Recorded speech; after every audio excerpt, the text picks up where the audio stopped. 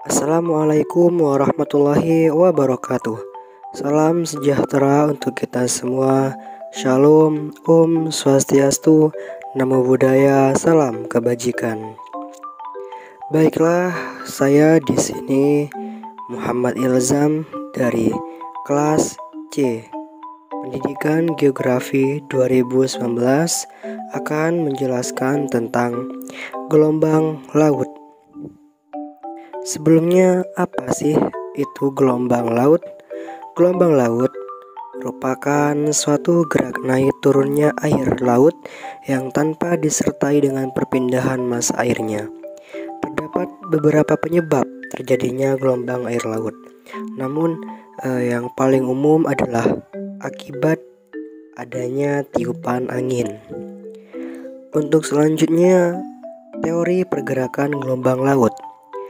Ini ada dua, teori menurut Phillips dan teori oleh Miles.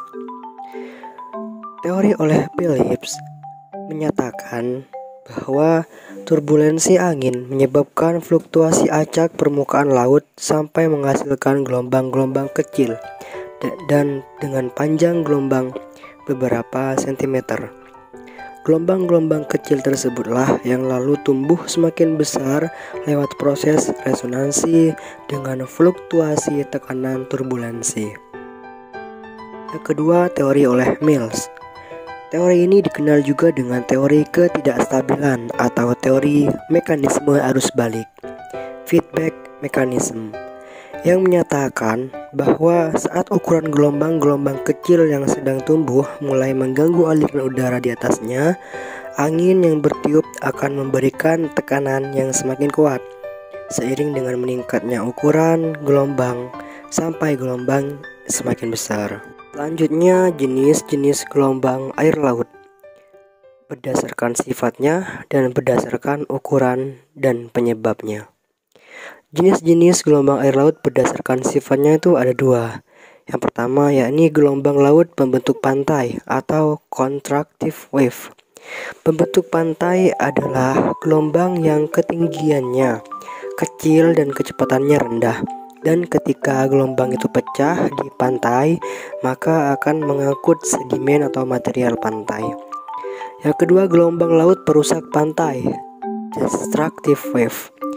Gelombang laut perusak pantai ini adalah gelombang laut dengan ketinggian dan kecepatan rambat yang besar, dan pada gelombang tersebut menghantam pantai akan ada banyak volume air yang terkumpul serta mengangkut material pantai ke tengah laut.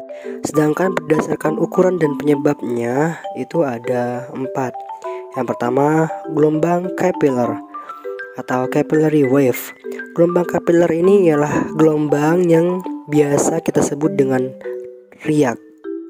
Gelombang capillary ini mempunyai panjang gelombang sekitar 1,7 meter dan periodenya kurang dari 0,2 detik dikarenakan tegangan permukaan serta tiupan angin yang tidak terlalu kuat. Dan yang kedua, gelombang angin seas atau wind wave. Gelombang angin adalah gelombang dengan panjang gelombang mencapai 130 meter. Periodenya 0,2 sampai 0,9 detik. Serta pastinya ini disebabkan oleh angin yang kencang. Yang keempat, gelombang alun, swell wave. Gelombang alun ini adalah gelombang yang panjang gelombangnya bisa mencapai ratusan meter. Periodenya sekitar 0,9 sampai 15 detik. Serta disebabkan oleh angin yang bertiup lama. Yang terakhir, gelombang pasang surut atau tidal wave. Gelombang pasang surut adalah gelombang yang panjang gelombangnya bisa mencapai beberapa kilometer. Periodenya antara 5 sampai 25 jam. Serta disebabkan oleh fluktuasi gaya gravitasi matahari dan bulan. Selanjutnya, penyebab gelombang laut. Penyebab gelombang laut yang pertama adalah angin. Angin merupakan aliran udara dalam jumlah yang besar yang diakibatkan oleh rotasi bumi dan karena adanya tekanan yang berbeda. Angin bergerak dari tempat bertekanan udara yang tinggi menuju ke tempat bertekanan udara yang rendah. Pergerakan angin akan membuat munculnya pergerakan pada air laut. Selanjutnya gempa. Gempa merupakan getaran yang terjadi di permukaan bumi akibat pelepasan energi dari dalam bumi secara tiba-tiba. Biasanya gempa bumi ini dikarenakan pergerakan kerak bumi. Selanjutnya aktivitas gravitasi bulan dan matahari. Aktivitas matahari dan bulan akan menghasilkan gelombang laut, yaitu pasang surut air laut. Selanjutnya kedalaman dasar laut. Gelombang akan sangat terlihat saat ada di pantai. Hal tersebut terjadi karena volume dasar laut dan permukaan air menyempit, sehingga massa air yang sudah mempunyai gaya gerak akan terdorong ke atas permukaan serta menciptakan suatu gelombang. Sifat-sifat gelombang. Sifat-sifat gelombang itu ada refleksi, refraksi, dan difraksi. Refleksi sendiri yaitu gelombang akan dipantulkan apabila menemui bentuk pantai yang memiliki topografi cliff ataupun suatu barrier atau penghalang, karena memiliki bidang pantul yang relatif tegak lurus terhadap arah gelombang datang. Gelombang yang datang akan dipantulkan kembali menuju ke arah di mana gelombang itu tadi berasal. Hanya pada saat puncak gelombang menyentuh dinding pantai cliff, maka pantulan yang terjadi dimulai dalam bentuk lembah gelombang. Refraksi. Refraksi yaitu gelombang akan dibelokkan menuju satu pusat sehingga tampak gelombang yang datang akan menuju pada suatu titik. Terjadi pada pantai yang memiliki suatu tanjung atau headlands tersebut, karena arah gelombang akan mengikuti garis kontur yang terbentuk mirip dengan kenampakan topografi pantai tersebut. Difraksi. Difraksi yaitu gelombang akan dibelokkan menuju ke segala arah sehingga tampak gelombang akan menyebar pada seluruh garis pantai. Hal ini biasanya terjadi apabila gelombang air memasuki pantai yang memiliki teluk atau massa lautan masuk ke arah daratan, sehingga gelombang akan didistribusikan secara merata dan menyebar ke segala garis pantai. Selanjutnya, faktor-faktor pembentuk gelombang. Faktor-faktor pembentuk gelombang itu ada angin, pasang surut, badai, tsunami, dan siege.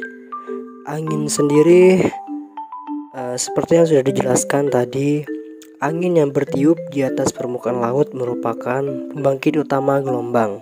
Bentuk gelombang yang dihasilkan cenderung tidak menentu dan tergantung pada beberapa sifat gelombang, periode, dan tinggi di mana gelombang dibentuk. Gelombang seperti ini disebut sea. Selanjutnya, pasang surut.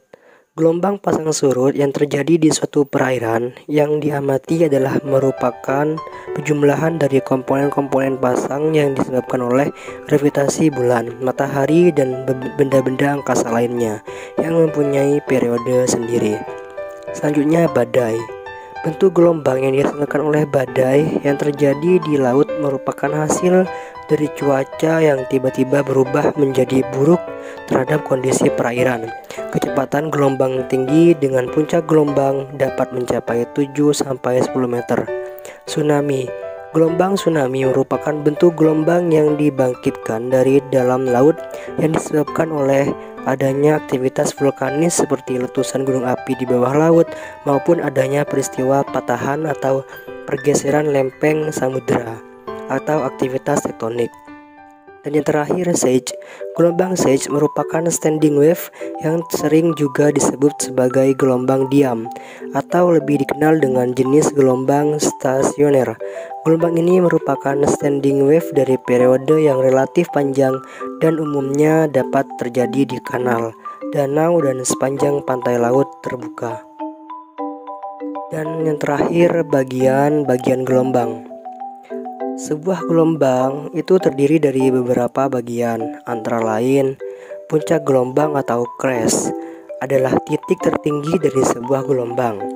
Lembah gelombang atau trough adalah titik terendah gelombang di antara dua puncak gelombang.